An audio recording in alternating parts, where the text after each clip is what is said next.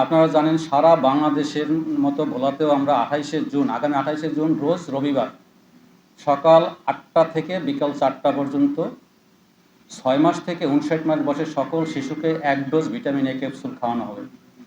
ভোলা জেলাতে আমাদের টোটাল কেন্দ্র হইল 1699টি। আমাদের লক্ষ্যমাত্রা 2,93,136 জন। এখানে 2 ধরনের ক্যাপসুল খাওয়ানো হবে, একটা নীল ক্যাপসুল, একটা লাল ক্যাপসুল। নীল ক্যাপসুল খাবে 6 মাস থেকে 11 মাস বয়সী শিশুরা এবং লাল ক্যাপসুল খাবে 1 বছর থেকে 59 মাস বয়সের শিশুরা। আমাদের সকল শিশুকে আমরা ভিটামিন এ ক্যাপসুল খাবো, কোনো শিশু যেন বাদ না যায়। এই জন্য আমাদের স্বাস্থ্যকর্মীর সংখ্যা 619 জন। আমাদের সুপারভাইজারের সংখ্যা আমাদের এখানে আছে 108 জন, যারা এটাকে সুপারভাইজ করবে। আমাদের ভলান্টিয়ার 2216 জন। আসলে আমাদের সকলের সহযোগিতায় আমরা চাই প্রোগ্রামটাকে যাতে সার্থক হয়।